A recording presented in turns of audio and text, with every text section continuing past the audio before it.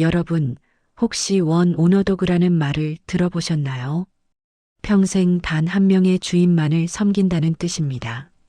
최근 미국 LA나 뉴욕에서 한국의 진돗개가 폭발적인 인기를 끌고 있다고 합니다. 서구권의 개들이 사교적이고 누구에게나 꼬리를 흔드는 것과 달리 진돗개는 낯선 사람에게는 곁을 내주지 않지만 내 주인에게는 목숨까지 바치는 그 도도하고 고결한 성품 때문이죠. 도대체 이 유별난 충성심은 어디서 시작된 걸까요? 그 해답을 찾기 위해 우리는 수백 년 전 조선으로 시간 여행을 떠나야 합니다.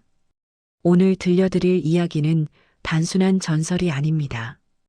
우리 민족의 DNA에 깊이 박힌 한 진돗개의 처절하고도 아름다운 귀향기입니다.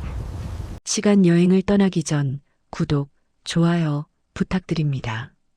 지금부터 가슴 먹먹한 그 이야기 속으로 들어갑니다. 조선 숙종 무렵 한반도 남쪽 끝자락 거친 파도가 몰아치는 진도라는 섬이 있었습니다. 그곳 첩첩산 중에는 평생을 산과 함께 늙어가는 사냥꾼 김노인이 살고 있었죠.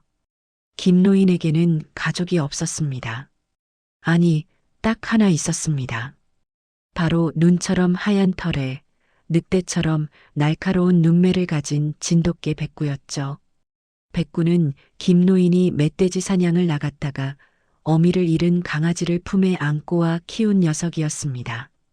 김노인에게 백구는 사냥 파트너이자 추운 겨울밤 서로의 체온을 나누는 자식이었습니다. 백구의 사냥 실력은 진도 관아에까지 소문이 자자했습니다.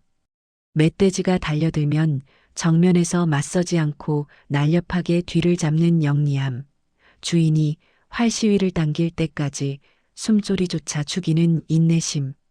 진도 사람들은 백구를 보며 저건 개가 아니라 신수다라고 혀를 내둘렀죠. 그러던 어느 날 한양에서 고위 관료인 판서 대감이 진도로 유배를 왔다가 풀려나 다시 한양으로 돌아가게 되었습니다. 이 대감은 소문난 애경가였는데 진도를 떠나기 전 김노인의 백구를 보고는 단번에 마음을 빼앗겨버리고 맙니다. 대감은 김노인에게 거부할 수 없는 제안을 합니다.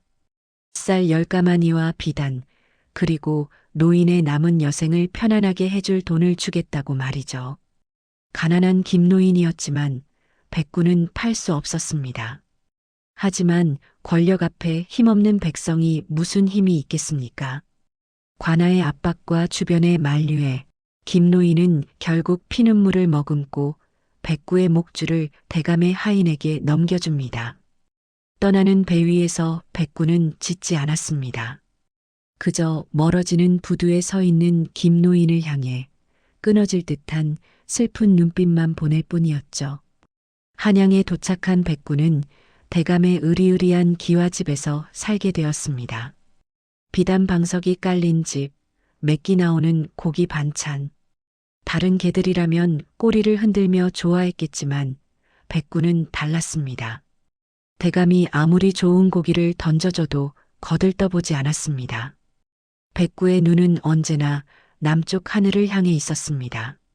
녀석은 먹지도 자지도 않고 오직 마당 구석에 웅크리고 앉아 김노인의 냄새가 묻어있는 옛 목줄만 핥을 뿐이었습니다. 그렇게 일주일이 지났을 무렵 백구는 뼈만 앙상하게 남았습니다. 대감은 천한 것이 복을 모른다며 화를 냈지만 백구의 의지는 꺾이지 않았습니다.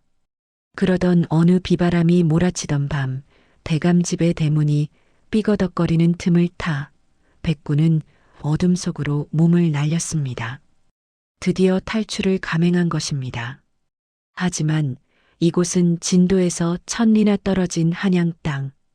이 낯선 땅에서 백구는 오직 본능 하나로 남쪽을 향해 달리기 시작했습니다. 사람들은 말합니다. 개가 귀소 본능이 있다고. 하지만 진돗개의 귀소 본능은 단순한 감각이 아닙니다. 그것은 사무치는 그리움, 한에 가까운 집념이었습니다. 백구의 여정은 지옥 그 자체였습니다. 배고픔을 채우기 위해 쥐를 잡아먹고 흙탕물을 마셨습니다. 사람들의 돌팔매질을 피해야 했고 산속에서는 늑대와 들개들의 공격을 받아야 했습니다.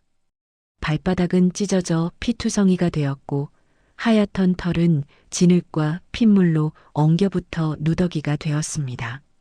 그 시각 진도의 김노인은 어땠을까요? 백구를 보낸 후 김노인은 시름시름 앓아누웠습니다.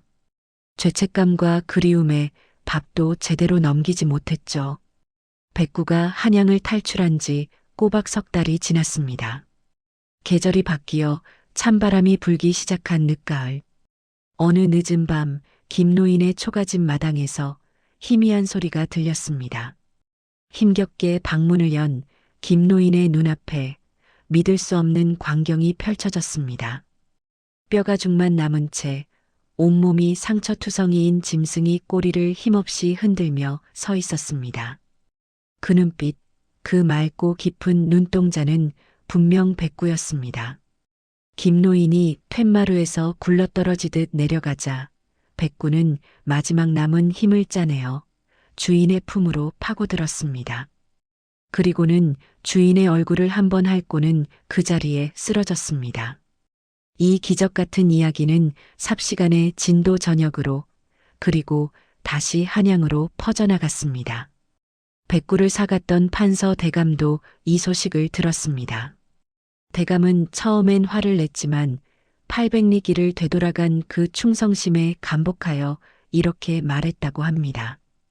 짐승이지만 사람보다 낫구나. 그 개는 온전히 너의 것이다. 그 후 백구는 김노인의 정성 어린 간호로 기력을 되찾았습니다. 하지만 예전처럼 사냥을 하지는 못했습니다. 먼 길을 달려오느라 몸이 너무 상해버린 탓이죠. 백구는 죽는 그날까지 김노인의 곁을 한시도 떠나지 않았습니다. 김노인이 장터에 가면 장터로, 밭에 가면 밭으로 그림자처럼 따랐습니다. 이때부터 사람들은 진돗개를 가리켜 이렇게 부르기 시작했습니다. 한 번 주인은 영원한 주인이다. 주인이 바뀌면 밥을 굶어 죽는다. 진돗개가 사냥을 잘해서 명견이 된 것이 아닙니다.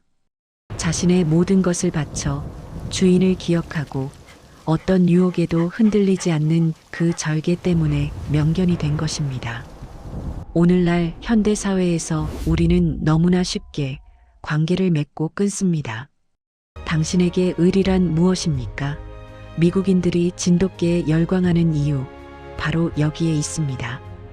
훈련이 잘 되어서가 아닙니다. 그들은 진돗개의 눈에서 자본주의 사회가 잃어버린 순수한 영혼과 절대적인 사랑을 보았기 때문입니다.